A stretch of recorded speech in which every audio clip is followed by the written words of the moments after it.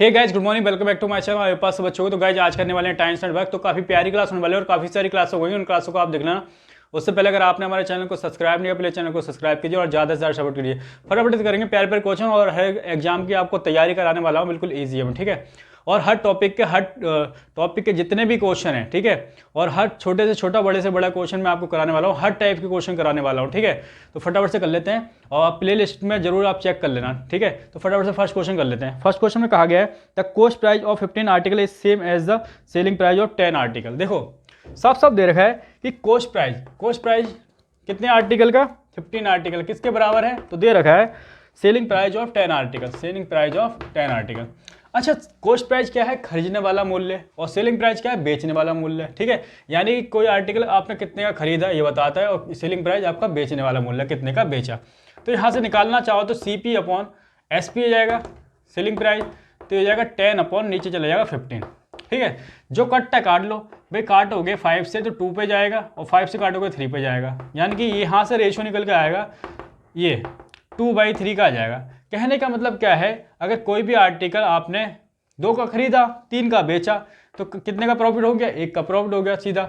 बस एक क्वेश्चन पूछा गया फिर प्रॉफिट परसेंट बताओ, और प्रॉफिट परसेंट हमेशा किस पे निकलता है, कॉस्ट प्राइस पे निकलता है, CP पे निकलता है।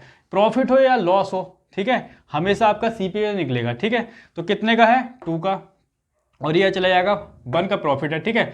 और परसेंटेज के लिए मल्टीप्लाई 100, 2 से काटोगे तो ये आ जाएगा 50%, और ये आपका प्यारा सा आंसर है, लिख लीजिए, ठीक है। क्वेश्चन नंबर सेकंड करते हैं। क्वेश्चन नंबर सेकंड में देखो क्या बताया गया है, कह रहा है the cost price of 10 article is equal to the selling price of 9 article. तो साफ साफ क्वेश्चन में दे रखा है कि जो कॉस्ट प्राइस है कितने आर्टिकल का, 10 आर्टिकल है, वो किसके बराबर है, वो है 9 आर्टिकल ऑफ सेलिंग प्राइस, ठीक है। सेलिंग प्राइस के 9 आर्टिकल के बराबर है। तो निकाल लो यहाँ से, तो selling price upon cost price upon selling price क्या आ जाएगा, यहाँ से आपका 9/10 आ जाएगा, ठीक है। देख लो इस रेशियो से हमें क्या पता लग रहा है, अगर कोई वस्तु 9 की खरीदी 10 की बेची, कितने का हो गया, 1 का प्रॉफिट हो गया। भाई मैंने कोई सामान अगर 9 का खरीदा और 10 का बेच दिया सामने वाले को, तो 1 का प्रॉफिट हो रहा है, ठीक है। बस प्रॉफिट परसेंट निकालना है क्वेश्चन में कह रहा है, तो प्रॉफिट परसेंट हमेशा CP पे निकलता है, तो CP आपका 9 हो गया, और ये कितना है, प्रॉफिट 1 का मल्टीप्लाई 100 प्रॉफिट परसेंट के लिए, ठीक है। तो इसको जब सॉल्व करोगे तो ये जाएगा 11 1/9%, यही आपका प्यारा सा आंसर है, लिख लीजिए। नंबर 3 कर लेते हैं। क्वेश्चन नंबर 3 में देखो क्या बताया गया है, कह रहा है selling price of 9 article is equal to the cost price of 12 article. देखो सेलिंग प्राइस कितने आर्टिकल का, तो क्वेश्चन में दे रखा है साफ साफ, सॉरी सेलिंग प्राइस, ठीक है, सेलिंग प्राइस कितने, 9 आर्टिकल किसके बराबर है, cost price 12 article cost price के बराबर है। बस निकाल लो यहाँ से, तो सेलिंग प्राइस अपॉन क्या आ जाएगा, कॉस्ट प्राइस, खरीदने वाला मूल्य, तो ये जाएगा 12/9, ठीक है। 3 से काटोगे तो 3 पे जाएगा, 3 से काटोगे 4 पे जाएगा, तो selling price upon cost price कितना आ जाएगा, 4/3। यानी कि आपने कोई आर्टिकल अगर 3 का खरीदा, ठीक है, और 4 का बेच दिया, तो प्रॉफिट हो गया 1 का, ठीक है।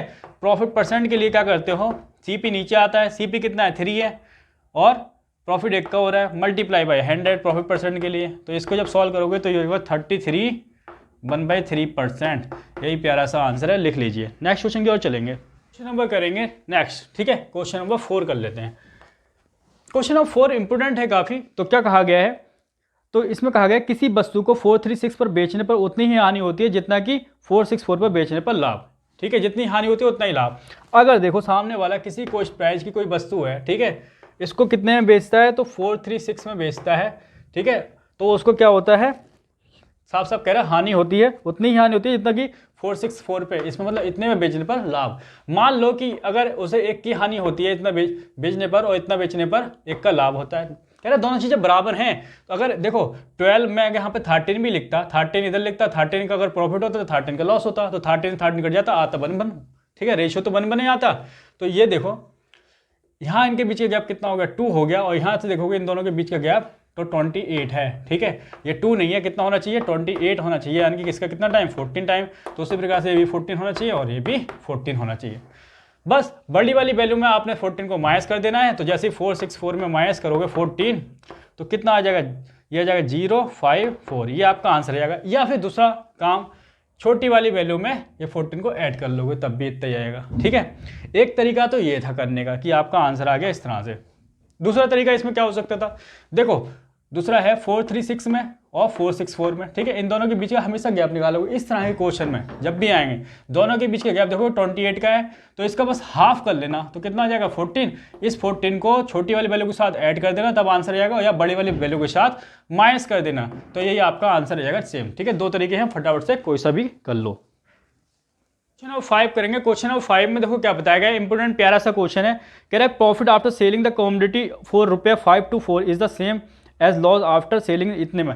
मतलब वही क्वेश्चन है सेम कि इतने में बेचा, कोई कॉस्ट प्राइस की वस्तु है, ठीक है, जिसको इतने में सेल कर दिया, कितने में दे रखा है 5 to 4 में, ठीक है। तो क्या हो रहा है, उसको लाभ हो रहा है और उतना ही लाभ हो रहा है जितना कि इसी वस्तु को 452 बेचने में क्या होती है हानि, तो वही बन होगा, ठीक है। कोई भी लोगों कह रहा है जितना प्रॉफिट हो उतना लॉस। अब अगर आप 50-50 भी लोगे तो 50-50 से कट जाएगा, 1 ही आना है, ठीक है। तो एक गैप देखोगे 2 का है, 1-1 2 का है, तो यहाँ देखोगे गैप कितने का है 72 का है, तो ये 72 का गैप होना चाहिए। इसका कितना टाइम 2 का 36 टाइम, तो उसी प्रकार से इस ये भी कितना होगा 36 होगा और ये भी कितना होगा 36 होगा। बस बड़ी वाली वैल्यू में छोटी वाली में ऐड कर लो, 452 में 36 को ऐड करोगे तो ये आएगा 884, ये आपका आंसर आएगा। या फिर बड़ी वाली में 36 माइनस कर लो, यही आंसर आएगा। या फिर दूसरा तरीका जैसे मैंने बताया था, ये 5 to 4 है और ये है 452, इन दोनों के बीच गैप कितना आ रहा है 72, इसका हाफ करोगे 36 ही आएगा। 36 को छोटे वाले वैल्यू में ऐड कर लो, आंसर आ जाएगा, या बड़ी वाले वैल्यू में माइनस कर लो, आंसर आ जाएगा, ठीक है। तो ये क्वेश्चन थे, फटाफट से कर लो, ठीक है।